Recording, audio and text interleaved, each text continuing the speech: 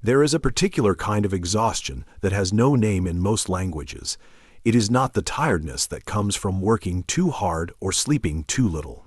It is the exhaustion of never being able to stop watching people, watching rooms, watching yourself watch people in rooms. It is the fatigue of a mind that was never taught how to rest, because somewhere along the way, resting felt dangerous. If you are the kind of person who walks into a room and within 60 seconds has already registered who is uncomfortable, who is performing happiness, who is holding something unsaid behind their eyes, this is for you. If you have ever been in the middle of a genuinely good moment and felt a quiet, uninvited voice begin to narrate it from a distance, this is for you. If you have ever felt profoundly, almost unbearably alone, not because there was no one around you, but because no one around you seemed to be experiencing the world at the same depth, the same resolution, the same aching precision that you do, then stay with me, because what I want to talk about tonight is not a disorder. It is not a superpower either, despite what the self-help industry would like to sell you. It is something more honest than both of those things. It is a way of being human that costs more than most people realize, and gives more than most people see, and it deserves to be talked about plainly without poetry softening the edges. Let's start with something specific. You are in a conversation. Someone is telling you a story, nothing heavy, just an ordinary moment from their day. And you are present, you are nodding, you are genuinely there. And then, almost without permission, a second awareness switches on. You notice they paused slightly too long before saying one particular name.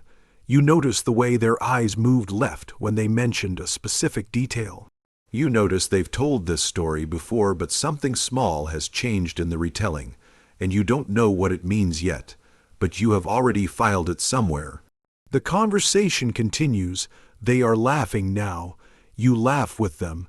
And somewhere behind that laugh, a quieter version of you is sitting with a question you haven't decided whether to ask. This is not a choice you made. It never is. This is just how you receive the world in full, unfiltered detail, whether you invited it or not. Psychologists have a word for the cognitive process of thinking about your own thinking. They call it metacognition. And it is, in moderate doses, one of the hallmarks of emotional intelligence. It helps people self-regulate, empathize, reflect. Most emotionally healthy people engage in metacognition occasionally, deliberately, when the situation calls for it.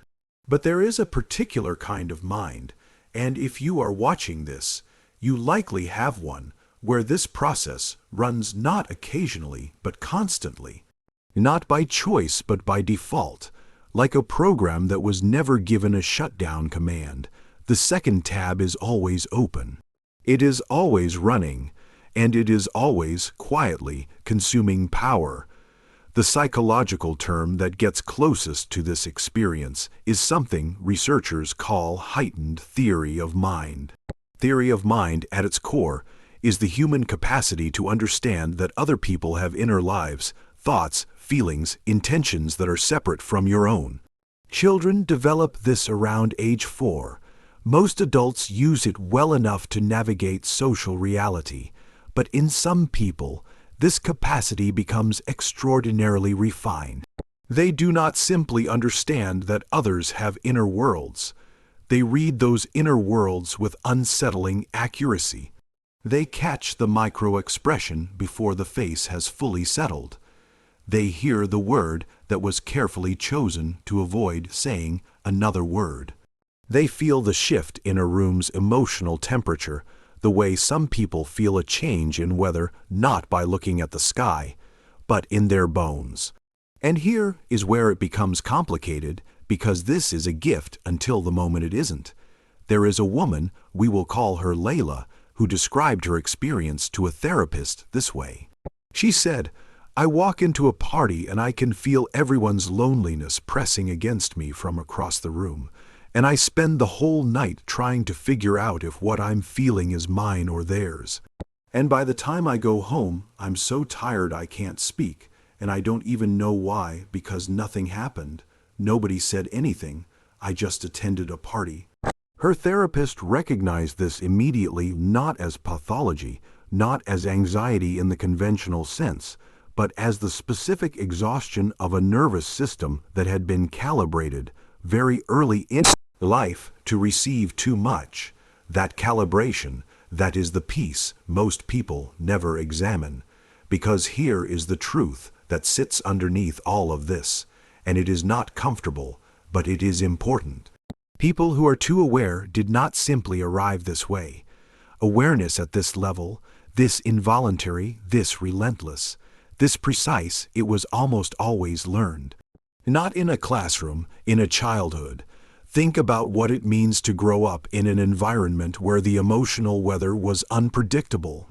Not necessarily violent or dramatic, though sometimes that. Sometimes it was quieter than that. A parent whose mood shifted without explanation. A household where one person's silence meant something different every time, and you had to figure out which version it was before you could decide how to move. A home where love was consistent, but tension was also consistent, and the two coexisted in a way that required you, as a small person with limited power and complete dependency, to become very, very good at reading the room, not because you wanted to, because you had to. The psychologist and researcher Bessel van der Kolk wrote that the body keeps the score, meaning the nervous system stores what the mind cannot consciously hold. But there is a parallel truth that doesn't get discussed as often. The mind, too, keeps the score. And one of the ways it keeps that score is by developing an extraordinary, exhausting, finely tuned antenna for other people's emotional states. Because once upon a time, knowing the emotional state of the people around you was not a social skill. It was a survival skill. It was the difference between a calm evening and a difficult one, between feeling safe and not.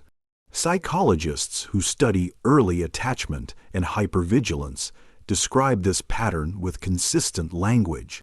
The child learns at a neurological level that attention is protection, and so the brain, which is plastic, which is adaptive, which is doing exactly what it is supposed to do, it builds a system, an early warning system, a quiet, always running background process that scans for social and emotional information, interprets it, catalogs it, and uses it to prepare responses before anything has even happened yet. That system was appropriate once. It was necessary once.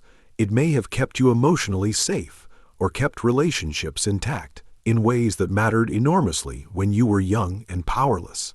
The tragedy is not that the system was built. The tragedy is that the threat changed and the system didn't. You grew up. The unpredictable environment may have ended or shifted or simply become something you left behind. But the nervous system, unlike a phone, does not automatically update to the new environment. The smoke detector that was installed during an actual fire does not recalibrate itself once the house has been repaired. It just keeps detecting smoke. And so you walk into ordinary situations, a dinner party, a work meeting, a quiet afternoon with someone you love, and some part of your brain is still running the old program, still scanning, still filing, still preparing for a shift in temperature that may never come. There is a concept in trauma research called neurosption, a term coined by Dr. Stephen Porges. It refers to the nervous system's unconscious process of evaluating risk in the environment, separate from, and often faster than, conscious thought. Most people's neurosption operates below their awareness, sending quiet signals of safety or danger that influence behavior without ever surfacing as a clear thought. In people with histories of emotional unpredictability or chronic low-level stress in childhood, Neurosption becomes hypersensitized. The system is not broken, it is the opposite of broken. It is too efficient, too fast, too thorough. It reads a slightly clipped tone in someone's voice and sends a signal to the whole nervous system before the conscious mind has even registered that the tone was different.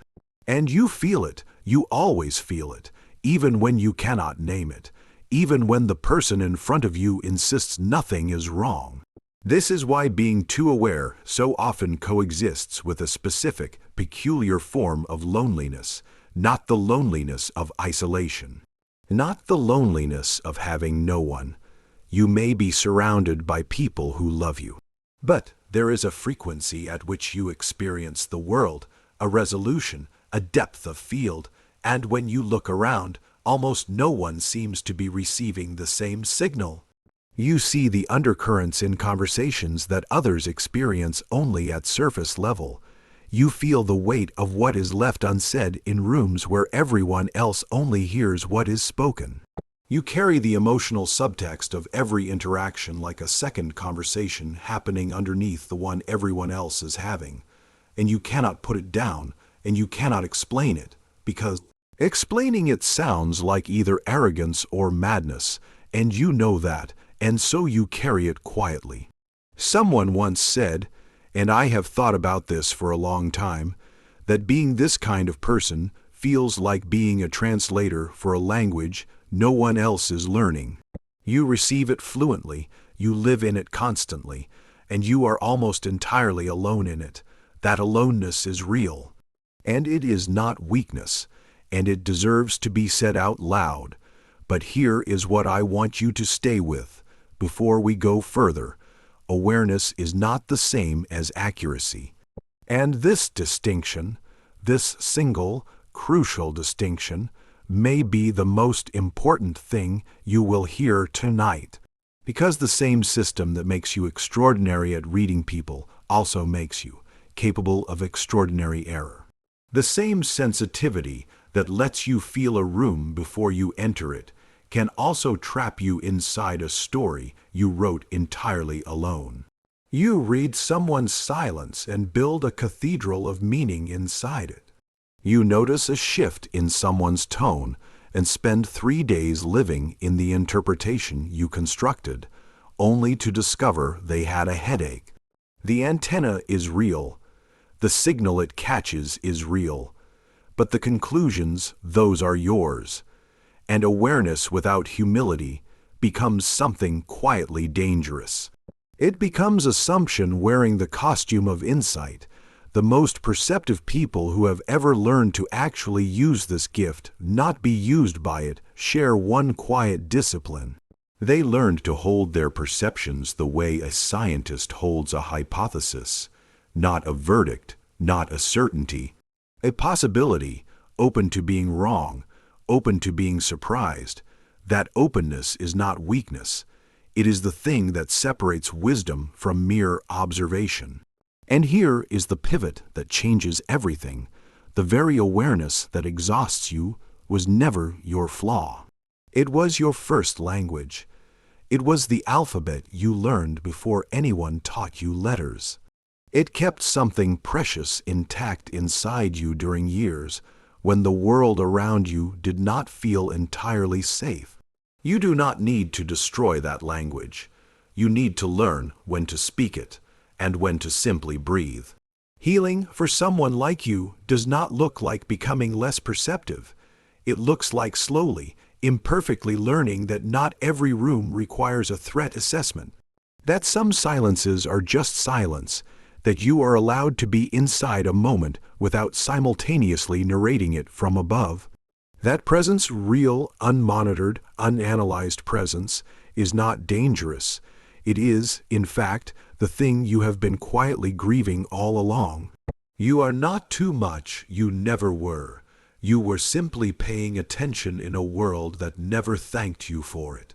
If something in these words made you feel less alone tonight, stay close. There is more here for you.